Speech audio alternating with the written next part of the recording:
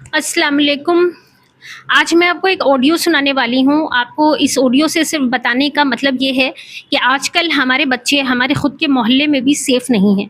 तो कैसी-कैसी वारदातें किसी दूसरे के साथ होती हैं, तो हमें भी अपने बच्चों का ध्यान रखना चाहिए। ऐसे मामलात हमारे साथ भी हो सकते हैं। तो ये ऑडियो सुनिए। आप लोग मेरा मैसेज गौर से सुने और आगे अगर भेजना है तो आगे भी भेज दें और अपने छोटे बच्चों का जो स्कूल जाते हैं उनका खास ख्याल रखें, जो वैन में जाते हैं खासतौर से उनका, क्योंकि आज सुबह ही मेरे साथ एक सीन हुआ है। मेरा जो छोटा बेटा इस्माइल, उसकी वैन 8:15 से 8:30 के दरमियान आती है, तो मेरे बड़े बच्चे हैं उनकी वैन जो है वो सुबह 7:15 बजे के करीब आती है। अब जब 8:15 से 8:30 के दरमियान वाला जो टाइम है ना, तो वो वो ऐसा टाइम है कि मेरी गली में पूरा सन्नाटा हो जाता है, सारे बच्चे जा चुके होते हैं और वालिदैन भी उनको सी ऑफ करके अंदर अपने घरों में होते हैं।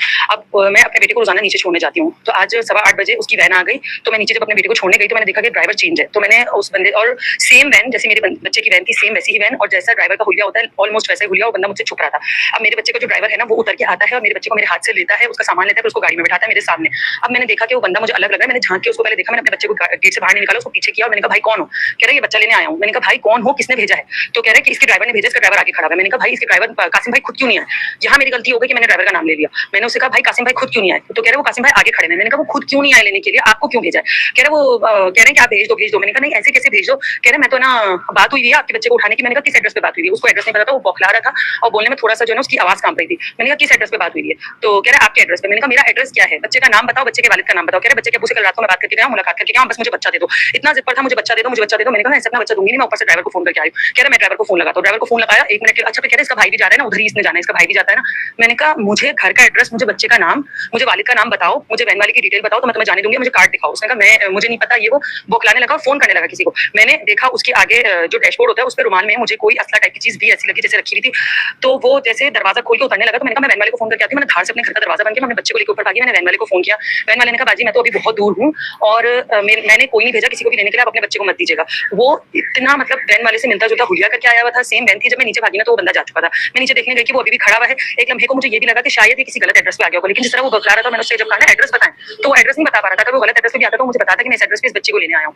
तो जरा अपने बच्चों का ध्यान रखिएगा। और सिर्फ एक ही जिद कर रहा था कि यही वाला बच्चा, यही वाले बच्चे को मुझे उठाना है। मेरे बच्चे को पॉइंट आउट करके बोल रहा था और मैंने जो है ना बस पता नहीं किस तरह लपाक ने मुझे काम करवा दिया कि मैं ऊपर भाग गया। मैंने फोन कर दिया ड्राइवर को। मैंने वो जिस तरह वसूख से बोल रहा था ना, एक लम्हे को मुझे लगा कि शायद ये सही बोल रहा है, मैं बच्चा दे देती हूँ उसको। आपने सुना? तो आपको पता चल गया होगा कि अभी किस तरह के हालात चल रहे हैं। वैन में जो बच्चे जा रहे होते हैं, एक मोहतरमा ये बता रही हैं कि उनके बच्चे के लिए कोई और ही ड्राइवर आ गया था, कोई और गाड़ी वैन जैसी ही गाड़ी लेकर आ गया था और उस बच्चे को अपने साथ ले जाने के लिए कह रहा था। ये तो उनके दिमाग में अल्लाह की तरफ से क्लिक कर गया कि ये ड्राइवर जाना पहचाना नहीं है, तो उन्होंने तफ्तीश शुरू कर दी। तो फिर वो बौखलाने लगा और उसकी बौखलाहट की वजह से भी इनको लगा कि कुछ गड़बड़ है। तो इन्होंने अपने बच्चे को उस वैन में नहीं बिठाया और वो अपने बच्चे को लेकर ऊपर चली गई और उसने कहा कि मतलब जो कासिम भाई जो ड्राइवर हैं वो कहाँ हैं? तो ये बता रहा था कि वो आगे में हैं। तो इन्होंने कहा कि मैं पहले उनसे फ़ोन में बात करूँगी। तो वो अपने बच्चे को लेकर चली गई और अल्हम्दुलिल्लाह उनका बच्चा बच गया कि उन्होंने वहाँ पे जाके फ़ोन में बात की और उनसे पूछा।